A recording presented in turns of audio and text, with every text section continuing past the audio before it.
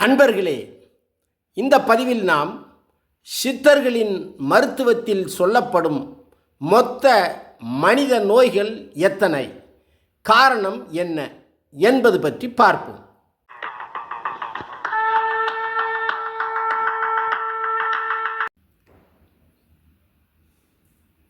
தமிழ் சித்தர்கள் ஒவ்வொருவரும் உயிர், உடல், அண்டம், பிண்டம் என அனைத்தையும் தங்களது நுண்ணறிவு கொண்டு ஆய்வு செய்து தன்னைத்தான் அறிந்து தெய்வத்தை காண்பதற்கும் தெய்வத்துள் கலப்பதற்கும் வழிகண்டார்கள்.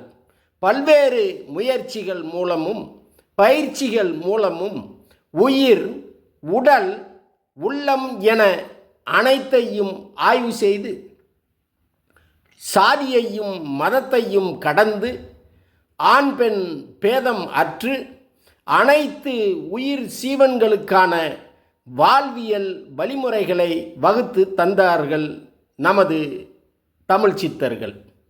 இவர்கள் மக்களுக்காக வகுத்து தந்த விடயங்கள் ஏராளம் இருந்தாலும் அவற்றில் குறிப்பிடத்தக்க ஒன்றுதான் மருத்துவம். சித்தர்களால் தோற்றுவிக்கப்பட்ட மருத்துவம் என்பதால் இதனை சித்த மருத்துவம் என்றனர். நாம் வாழும் இந்த பூமியில் எண்ணற்ற இயற்கை மூலிகைகள் இருக்கின்றன. இந்த மூலிகைகளின் பயன்களை பற்றி நம் தமிழ் சித்தர்களும் அவர்களை தொடர்ந்து நமது தமிழ் முன்னோர்களும் நமக்கு தெளிவாக விளக்கி கூறியதுடன் அவற்றை ஓலை சுவடிகளிலும் எழுதி பாதுகாத்து தங்களின் சந்ததிகளுக்கும் கடத்தினார்கள். பொதுவாக நாம் மூலிகைகள் என்று சொல்லும்போது சித்தர்களை நீக்கி பேச முடியாத அளவிற்கு சித்தர்களுக்கும் மூலிகைகளுக்கும் அப்படி ஒரு பிணைப்பு உள்ளது. மூலிகைகள் ஒவ்வொன்றிற்கும் பல்வேறு மருத்துவ குணங்கள் உள்ளன. நமது உச்சந்தலை முதல் உள்ளங்கால் வரை உள்ள நோய்களை நீக்கக்கூடிய மருத்துவ குணங்கள் கொண்ட மூலிகைகள் ஏராளமாக இருக்கிறது.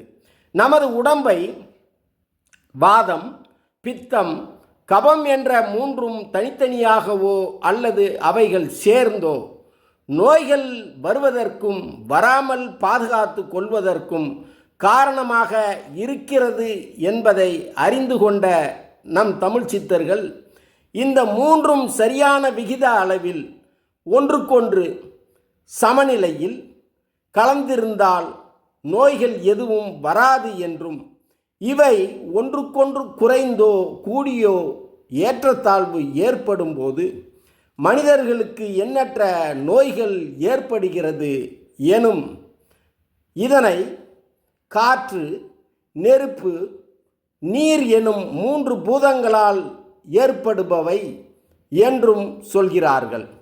அண்டத்திலும் பிண்டத்திலும் இவை மூன்றும் தன்னிலையில் இருந்து குறைந்தாலும் அதிகமானாலும் பாதிப்பு ஏற்படுகிறது என்பது சித்தர்கள் கண்ட உண்மை.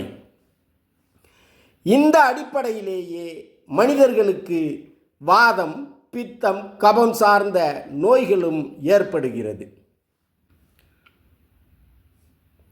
சித்தர்களால் உருவாக்கப்பட்ட சித்த மருத்துவமானது வாத நோய்கள் வாயு காற்றை அடிப்படையாக கொண்டது. வாயு உள்ள காய்கறிகளை அதிகமாக உண்பதால் வாயு அதிகமாகி நோயாக மாறுகிறது. இந்த வகையில் உண்டாகக்கூடிய மொத்த வாத நோய்கள் 1482 என்று கூறுகிறது. அதுபோல் பித்த நோய்கள் உடலில் இயற்கையாக பித்த நீர் சுரக்கிறது. பித்தமான உணவுகளை அதிக அளவு சமைத்து உண்ணும்போது 1438 வகையான பித்த நோய்கள் உண்டாகிறது என சித்த மருத்துவம் கூறுகிறது. அவ்வாறே கபநோய்கள் கபம் என்று சொல்லப்படுகிற சிலேத்துமம் என்ற சளியை குறிப்பிடுகிறது.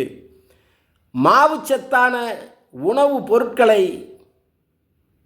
அளவுக்கு மீறி உண்பதால் 1483 வகையான கபநோய்கள் உடலில் ஏற்படுகின்றன என சித்த மருத்துவம் கூறுகிறது. மேலும் ஒருவருக்கு தான் செய்யும் தொழில் மூலம் வரும் நோய்கள் 155, விஞ்ஞான முன்னேற்றத்தின் மூலம் வரும் நோய்கள் 10 என மனிதர்களுக்கு தங்கள் வாழ்வில் வரும் நோய்கள் மொத்தம் 4448 என்பது சித்தர்கள் வகுத்து தந்த சித்த மருத்துவத்தின் கோட்பாடாக உள்ளது. தற்கால சூழலில் மக்கள் வேகமாக மூலிகைகளை மறந்து வருகிறார்கள்.